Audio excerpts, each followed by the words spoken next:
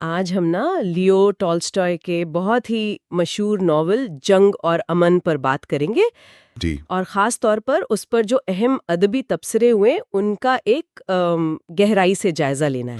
بالکل، دو بہت اہم زاویے ہیں ہمارے پاس آج۔ ہاں، ایک تو ورجینیا وولف کے خیالات ہیں اور دوسرا وہ نیو یارک ٹائمز بک ریویو کا تھوڑا نیا والا تبصرہ۔ جی مقصد بس یہ ہے کہ دیکھیں ان تحریروں سے کیا خاص باتیں، کیا انسائٹس ملتی ہیں اس ناول کے بارے میں۔ صحیح، تو پھر شروع کریں ورجینیا وولف سے۔ ہاں، وہی سے کرتے ہیں۔ وولف تو سمجھتی تھی کہ بھئی ٹالسٹائے جیسا تو کوئی ہے ہی نہیں، کمال کا لکھاری۔ جی، ان کا یہ ماننا تھا کہ ٹالسٹائے کے ہاں قاری صرف کہانی نہیں پڑھتا۔ اچھا، تو پھر کیا ہوتا ہے؟ وہ کہتی ہیں کہ قاری جیسے کرداروں کے ذہنوں میں اتر جاتا ہے، ان کی سوچوں کے ساتھ آپ کہہ لیں کہ سانس لینے لگتا ہے۔ اوہ واہ، مطلب آپ کردار کو صرف دیکھ نہیں رہے، آپ اس کے ساتھ محسوس کر رہے۔ بالکل، ان کی امیدیں، ان کی تکلیفیں، سب کچھ۔ وولف کے لیے تو جنگ اور امن صرف ناول تھا ہی نہیں، وہ کہتی تھیں یہ زندگی کی اصل تصویر ہے۔ زندگی کی اصل تصویر اتنی گہرائی سے؟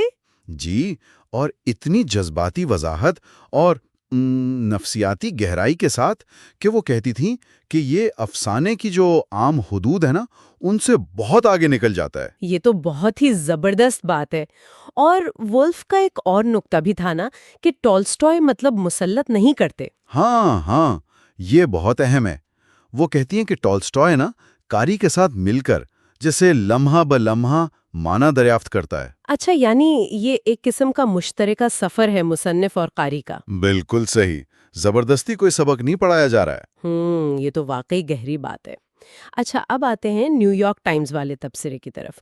انہوں نے تو اسے ادب کا ایوریسٹ کہہ دیا۔ جی ہاں، ادب کا ایورسٹ، یعنی بہت بڑا، مشکل بھی شاید تھوڑا، لیکن اتنا ہی فائدہ مند تجربہ۔ تو ان کا زور کس بات پہ زیادہ تھا؟ بالکل ذاتی زندگی کی چیزوں، خاندان، محبت، اندرونی کشمکش، ان کے درمیان بہت آسانی سے بغیر کسی رکاوٹ کے سفر کرتا ہے۔ یعنی میکرو اور مائکرو دونوں سطحوں پر۔ بالکل، اور یہ کہ کیسے تاریخ اور فلسفہ ایک ساتھ بنے ہوئے ہیں کہانی میں۔ یہ واقعی ٹالسٹائے کا کمال لگتا ہے، تاریخ کی بڑی لہریں اور ایک انسان کے دل کی چھوٹی سی دھڑکن، دونوں ایک ساتھ۔ جی، اور نیو یارک ٹائمز کا تبصرہ اسی ہموار منتقلی کی تعریف کرتا ہے۔ وہ کہتا ہے کہ قاری کو کبھی جھٹکا نہیں لگتا جب منظر ایک وسیع میدان جنگ سے ہٹ کر اچانک کسی کردار کی ذاتی سوچ پر چلا جاتا ہے۔ یہ تو ہے، یہ تو ہے۔ اور ظاہر کرداروں کا ذکر تو کیا ہی ہوگا، پیئر، نتاشا، پرنس آندرے، یہ سب۔ او بالکل، ان کے بغیر تو بات ہی نہیں بنتی۔ نیو یارک ٹائمز بھی کہتا ہے کہ یہ کردار اتنے جاندار ہیں کہ قاری کے ذہن میں بس جاتے ہیں، وہ صرف کاغذ پر نہیں رہتے۔ صحیح، اور تبصرے میں یہ بھی ہے کہ ناول نا زندگی کے جو بڑے سوالات ہیں ان سے گھبراتا نہیں ہے۔ وہ پوچھتا ہے کہ تاریخ کیسے بنتی ہے، محبت کیا چیز ہے، زندگی کا مقصد کیا ہے، خاص طور پر موت کے سامنے۔ اور کیا وہ جواب بھی دیتا ہے؟ تبصرہ کہتا ہے کہ وہ جوابات کو کرداروں کی زندگیوں کے ذریعے، ان کے تجربات کے ذریعے ٹٹولنے کی کوشش کرتا ہے، اور بہت کم کتابیں اتنی خوبصورتی سے یہ کام کر پاتی ہیں۔ تو اگر خلاصہ کریں دونوں تبصروں کا، تو وولف کا فوکس زیادہ جذباتی اور نفسیاتی تجربے پر ہے، قاری کے کردار سے جڑنے پر۔ جی ہاں، وولف کے لیے وہ اندرونی کیفیت، وہ احساس شرکت، وہ سب سے اہم ہے، جبکہ نیو یارک ٹائمز ناول کے وسیع کینوس، اس کے تاریخی، فلسفیانہ پہلوؤں اور اس کی مجموعی ساخت کو زیادہ دیکھتا ہے۔ لیکن دونوں متفق ہیں کہ یہ غیر معمولی کام ہے۔ بالکل متفق ہیں، بس دیکھنے کے زاویے تھوڑے الگ ہیں۔ ایک دل کی گہرائی دیکھ رہا ہے، دوسرا ذہن اور وسیع منظرنامے کو۔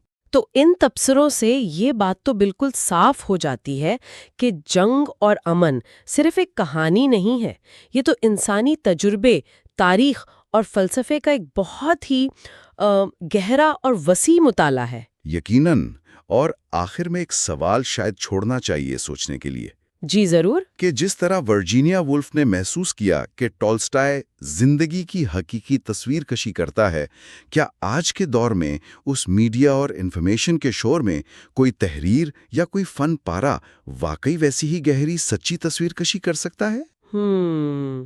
یہ واقعی ایک اہم سوال ہے، آج کے تخلیق کاروں کے لیے بھی اور پڑھنے والوں کے لیے بھی۔